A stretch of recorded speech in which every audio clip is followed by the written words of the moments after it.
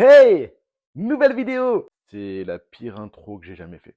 Aujourd'hui les amis, nous allons parler du célèbre chauve au troisième œil. Tu veux connaître mon rêve, écoute ça, rouler un Testarossa. Je me fatigue déjà. Et de son compère, Shaozu. Tout de suite après le générique.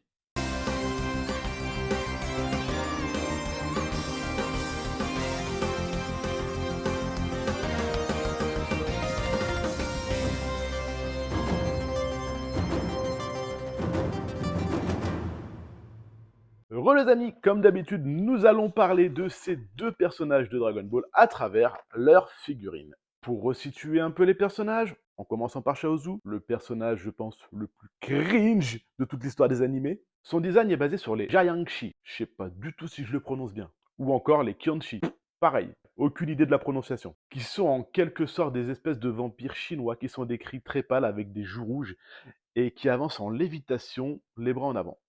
C'est tout Shaozu à quelques détails près. Et Shaozu comme Tenshinhan sont inspirés de deux personnages du livre Voyage en Occident, qui a beaucoup inspiré Toriyama pour l'écriture de Dragon Ball. Allez, c'est parti avec les figurines et on commence par la version de Tenshinhan et Shaozu sortie en 2017. Toujours chez SH Figures de Bandai, c'est la gamme que j'affectionne le plus en Dragon Ball. Pas pour leur qualité, mais tout simplement parce que c'est les seuls à faire du Dragon Ball Z articulé en 1/12, hormis les marques pirates. Dans le package, on y retrouvera la figurine Tenshinhan entièrement articulée et torse nu, avec 4 têtes différentes et 4 paires de mains. Et on y retrouvera un petit Shaozu non articulé.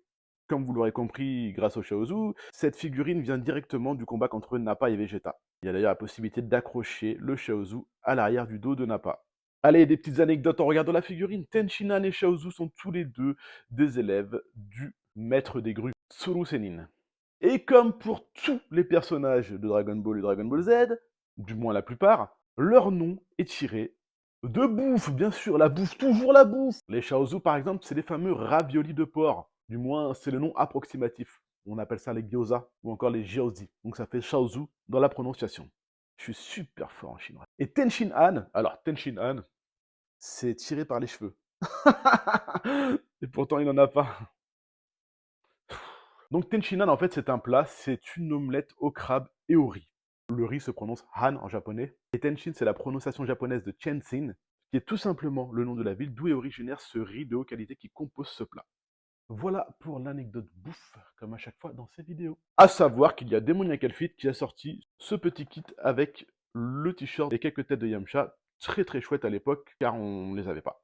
Et c'est en 2021 qu'arrivera la deuxième figurine de Tenshinhan et Shaozu. Cette fois-ci, on aura le plaisir d'avoir un Shaozu articulé. En ce qui concerne Tenshinhan, on retrouvera autant de têtes et de mains que sur la première édition. Il aura juste le t-shirt en plus. Enfin, si on peut appeler ça un t-shirt. Et Shaozu aura au tout 3 paires de mains. Vous l'aurez compris, on est cette fois-ci sur l'arc Cell. Pendant qu'on fait le tour de la figurine, connaissez-vous l'origine des 3 yeux de Tenshinhan? En vrai, c'est assez flou. Mais a priori, ce troisième œil lui permettrait de voir le réel. Alors, est-ce que c'est un détecteur en petits mensonges? Ou est-ce qu'il voit vraiment si ton âme est pure? Je sais pas trop. En tout cas, dans le guidebook de Deizenshu et Shozenshu, on apprend que Tenshinhan est descendant d'un peuple qui a élu domicile sur Terre il y a fort longtemps. Genre bien avant Michel Drucker. Et ses origines expliquent d'ailleurs pourquoi il a des bras qui peuvent lui pousser. Chose qu'ils n'ont pas fait sur les figurines d'ailleurs. Car ce peuple-là en était doté. Peuple qu'on appelle d'ailleurs les personnes aux 3 yeux. Original. Mais c'est flou, c'est à prendre avec des pincettes. Quant à notre absorbeur d'âme, qui est cette fois-ci articulé, je vous jure, il est trop cringe. À chaque fois que je le regarde, j'ai l'impression qu'il veut manger mon âme. Lui a des capacités télépathiques et télékinétiques. Et ça, dans Dragon Ball, c'est à peu près comme le H dans Hawaï. C'est-à-dire? Ça sert à rien. Qu'est-ce qu'on peut dire à part qu'il a qu'un cheveu sur la tête? Pas grand-chose.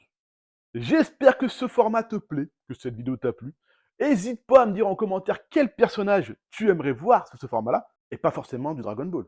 Quand même, on connaît d'autres choses ici. Like et abonne-toi, sinon Shaozu absorbera ton âme. Je vais absorber ton âme. Et à très vite pour une prochaine vidéo.